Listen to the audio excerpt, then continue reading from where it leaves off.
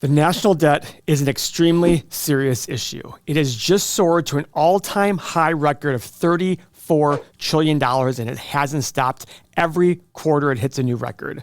And there's a lot out there that no one's telling you about. There are some very harsh truths out there that you need to know and understand about today and the future. Not only that, we're going to also answer the question, can this debt be repaid? And if so, how? Guys, there's an old analogy of a frog in a pot of water that you put on the stove. You turn the stove on, the frog's fine. The water temperature is okay. As the water starts to heat up, the frog might sit there and say, wait, it's getting a little warm in here. At some point, the frog will realize, I'm toast. And that point is beyond a point that you can return from. I'm not saying this world is going to come to an end. I'm not saying the U.S. government is going to come to an end. I'm not saying the U.S. economy is going to collapse. But what I am saying is that the reality of this debt is it cannot continue forever.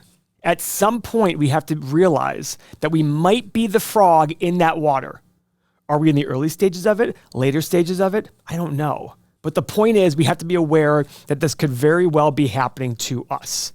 Our national debt as a percentage of GDP continues to grow and has not stopped since the year 2000.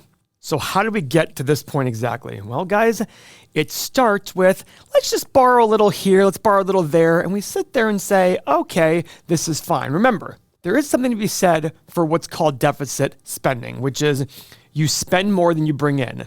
But the original idea of this was during good times, during economic booms, you have a surplus and you save that surplus. And then when we have a recession or depression or something, you use that surplus to pay out to the people to keep the economy from falling apart. But what's happened over the last 40, 50 years is we've gotten so accustomed to just spending more than we bring in because we're the U.S. government. We're the U.S. We're the strongest economy in the world, which will work until it doesn't work anymore. Now, I'm not sitting there saying the U.S. is not strong and will not continue to be strong. Now, guys, I'm the kind of guy that actually uses extremes to understand that there's a middle. This is what made me a value investor. I would sit there and say, well, would I buy this company for $1? Of course I would. Would I buy it for 10 trillion? Of course not. That's what made me realize. So let's apply this to our national debt right here. Let's say we had zero debt. How would we all feel? If we had surplus, it'd be like, this is great. We can invest in our future. We can invest in ourselves. We can accept some sort of recessions and things like that and be there for the people like was originally intended with surpluses. Okay, what about the other extreme? Let's say we had $1 quadrillion of national debt with today's GDP of around 30 trillion, close to $30 trillion. Would that be better? No. The interest cost alone would be tens of trillions of dollars. We only bring in a few trillion a year in tax revenue. We'd absolutely be demolished. Our economy would collapse. Our dollar would collapse. We'd have to just print money to pay our own debt. And that's inflationary, as we've all seen. So these two extremes got me to realize, okay, somewhere in the middle there is the right amount of debt. What's the right amount? That's the question we have to ask. Do we want our government and our country to be a highly leveraged country or government? Probably not, especially with the changing demographics we have in this country. But as long as we don't know it, I feel that government, people in Congress will just keep spending saying, hey, we've been fine so far. But as you've seen in the last 2 years, rates have gone from 0% to 5.25% and 5.5%. That absolutely affects the way the government can manage their money. As they issue more and more debt at higher interest rates, it's going to take away money from all the programs that people have signed up for, from all the things that we've grown accustomed to. And there's only 3 ways in which you can get rid of that. And there'll be more on that a little bit later in this video. This is the history of the debt to GDP ratio going back 150 years according to visual capitalists. Guys, we have had high times. Okay, we've had 104%. When was this? 1945. Does anybody remember what happened at the end of 1945? From 1939 to 1945, we entered a world war. We spent a lot of money out there fighting Nazis and fighting oppression. This was a very important part. Now, you sit here and see this big decline. What's this? Major economic expansion. Baby boomers came in, people felt wealthier, credit started to happen, the economy started to grow like crazy. And when you see this time, from 1945 to 1980, this is almost 2 generations of time. This is 35 years of people going, the world gets better as time goes on.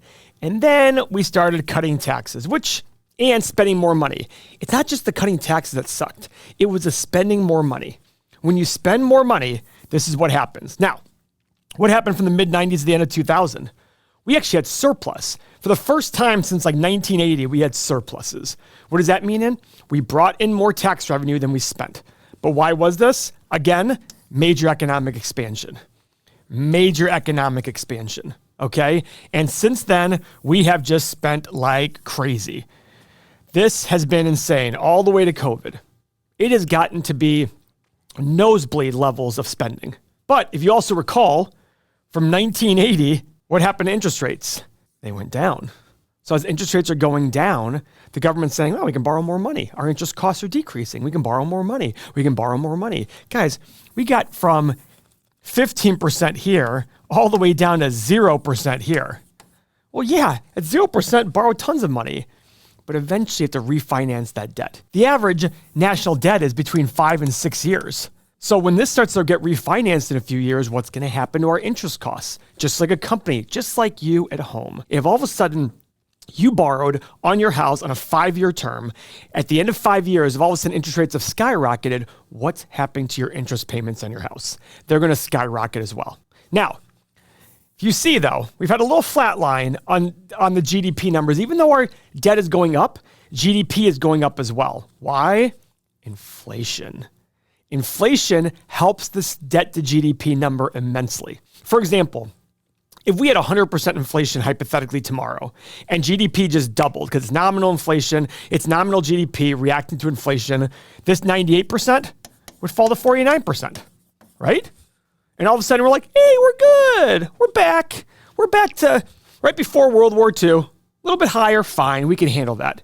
So that's why sometimes I sit there and say that the government actually secretly wants inflation because they want to drive up, because that debt number is set in stone. It's 34 trillion.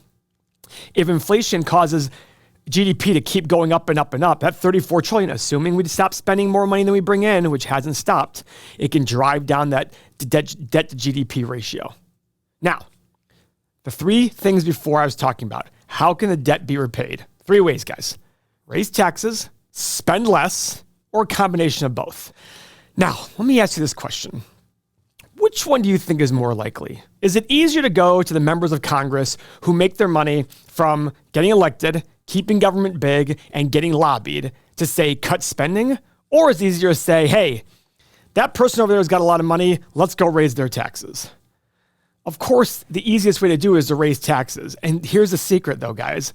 I want to tell you this. The raising taxes isn't going to be on just the rich. It's going to go all the way down to the bottom. It is not just on the rich. It's absolutely going down to the bottom. I saw a great tweet today in which somebody said the top 1% of earners right now, top 1%, make 26% of the income, but pay 45% of all income taxes. Guys, how much more can we do here? How much more can we squeeze out? Now, guys, here's the scariest part. We always are so quick to blame those Forbes 400 people, the top 400 richest people in this country. Well, like I said, the current debt is 34 trillion. Let's say we went to the top 400 richest people and said, guys, we're taxing you 100% of your wealth. We're taking 100% of your net worth today. That's 4.5 trillion. So you only got rid of about 13% of the national debt. But on top of that, you now told people who employ tens of millions of people in this country and generate how much in tax revenue, guys, we're giving you no more incentive to go create more wealth. Guys, it's not a tax problem. It's a spending problem. This is the problem. That's why I sit there and say, this is the boiling pot. We're the frogs in the boiling pot. We're putting up with it and putting up with it and putting up with it. But eventually we get to the point where we go, hang on a second.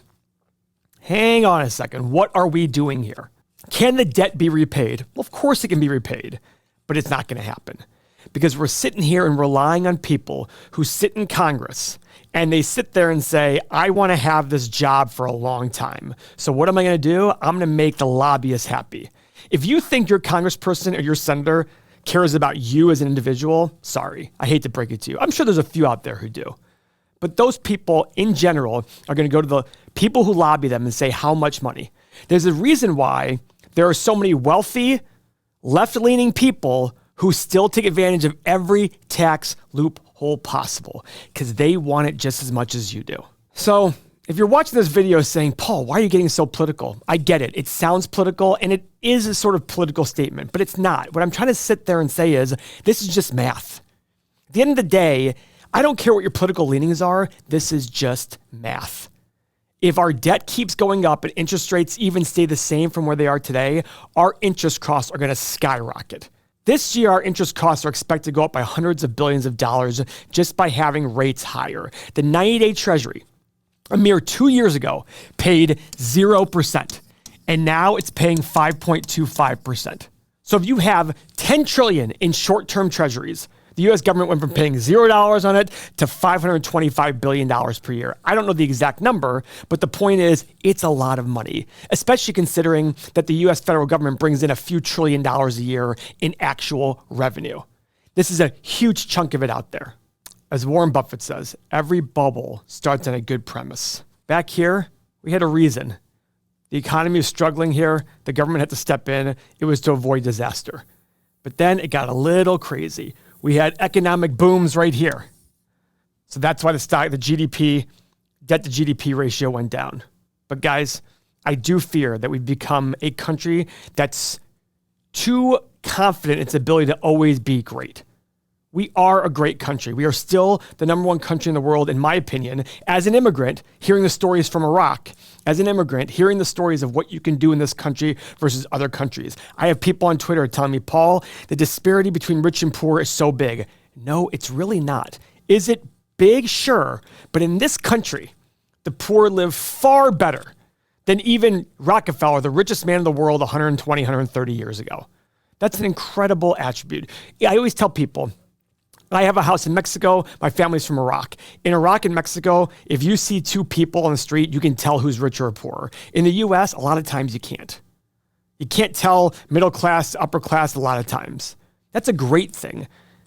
We have a lower disparity than most history. Does that mean it can't get better? Of course it can get better.